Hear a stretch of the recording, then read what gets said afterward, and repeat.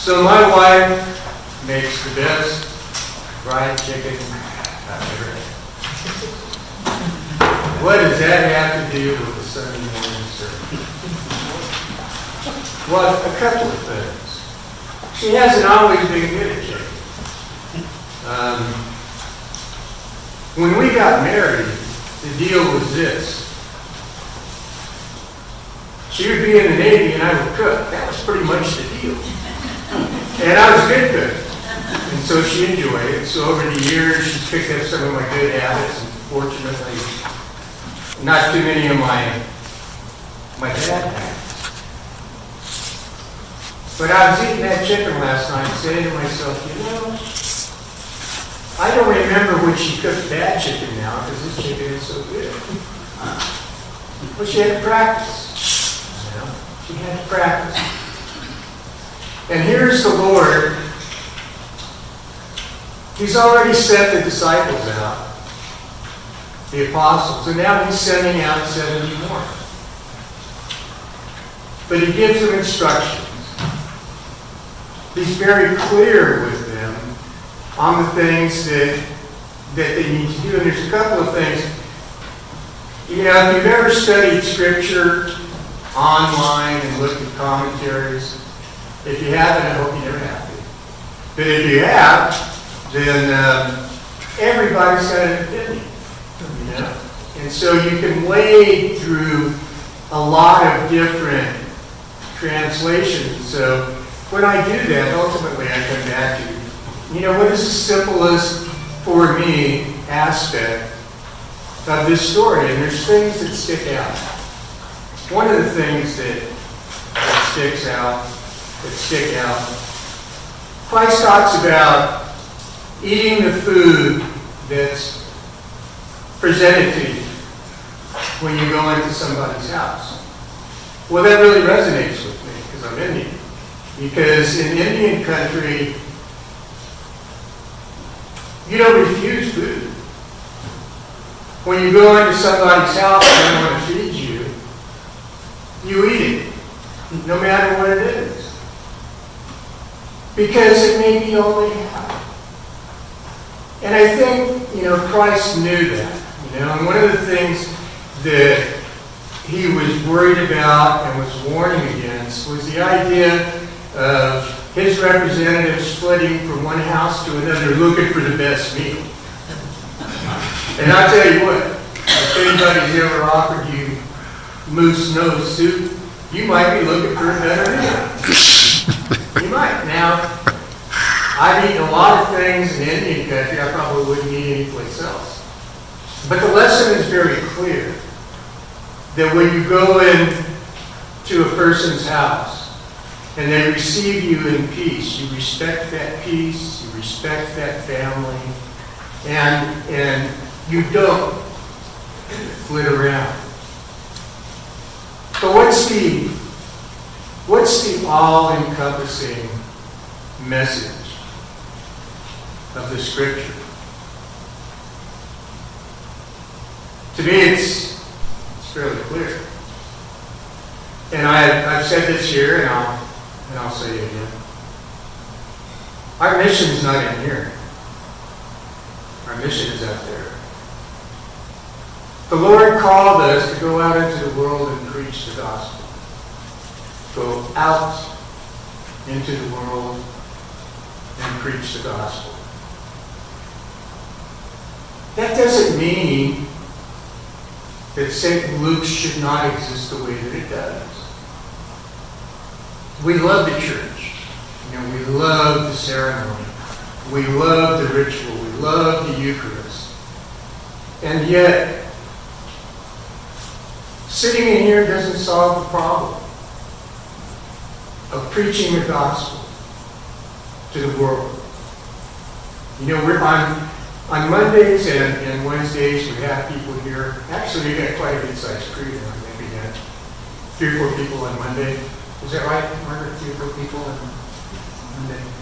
3 or 4 people on Wednesday who are here on a regular basis. And by their presence, handing out coffee, lemonade, By their presence, they are preaching the gospel outside of the doors of the church. Now, are we shooting for getting a whole lot of people in here? Well, that would be good. Is that going to happen? I don't know. God's will be done. You know, we're searching for that will in the processes that we're going through here. And yet, we can't forget the need out there.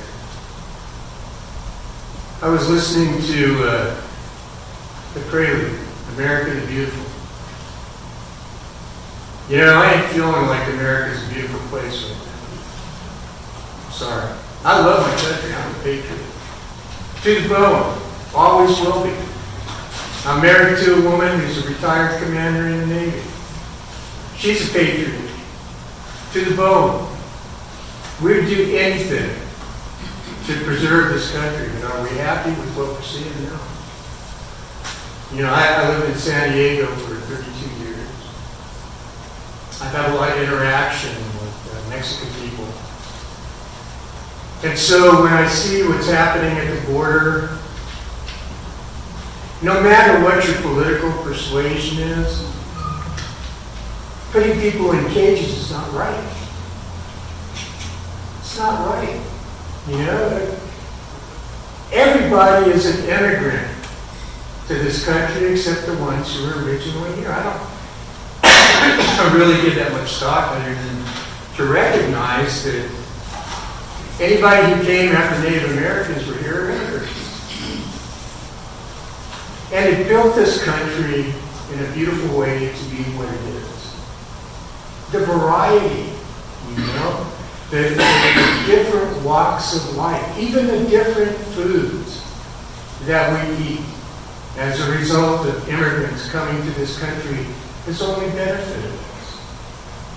And so I see what's going on out there, and I find myself terribly saddened by what's occurred.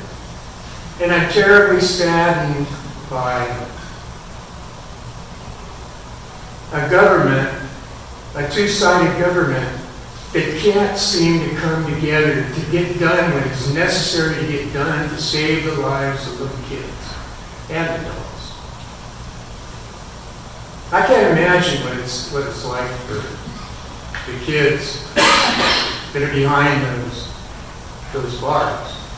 You know, I'm not proud to say that I have been in jail.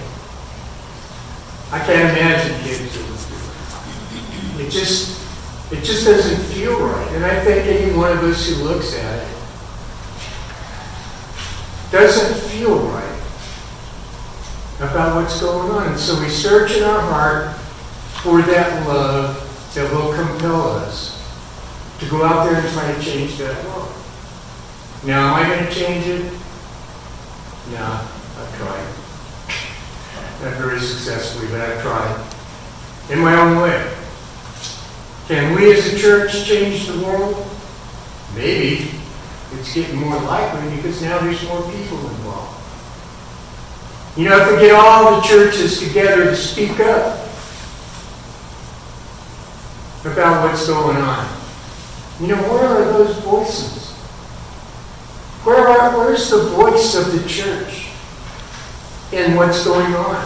You know, we can all reflect on what's happening and say, well, that's a difficult thing. That's a terrible thing.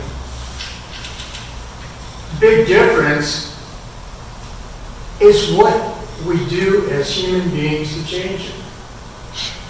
You know, do we sit in here and pray for something good to happen? Or by being out there, do we make it happen? And we have to hold our church accountable. We have to hold the diocese accountable. We have to hold the whole Episcopal Church accountable for these things.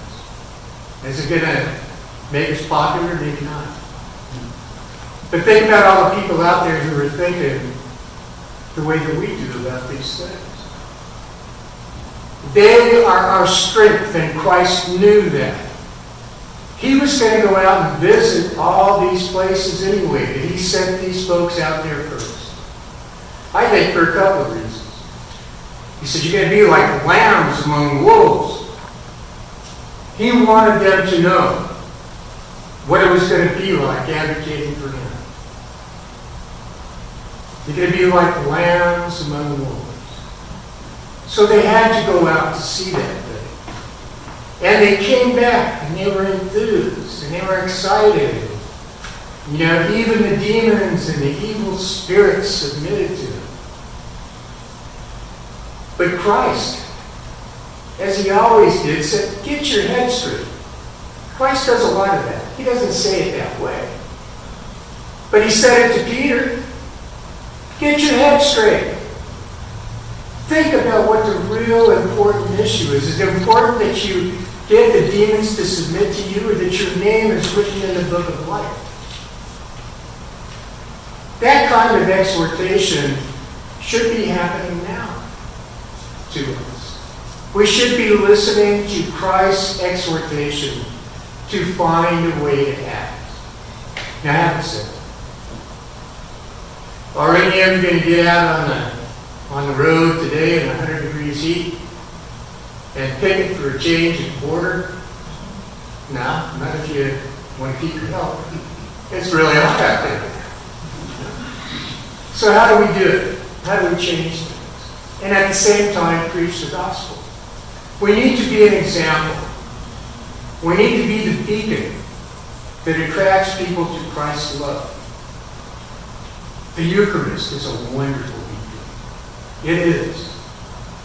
And every time we have the Eucharist and I watch people come up and kneel at the rail, I am still struck in my heart of hearts by the humility that it takes to do that. And I think, after a while we kind of take it for granted, but we shouldn't. We should be aware every time that we come forward for the Eucharist what that really means. It's a sacrifice. Well, where does the sacrifice stop? Well, it doesn't. If you believe in Christ, the sacrifice doesn't stop. The way that we make the sacrifice real is the important thing. And Christ said, go out into the world and preach the gospel. It's not the last time you're going to hear this from me. Go out into the world and preach the gospel. And what? Like you believe. Amen. Amen.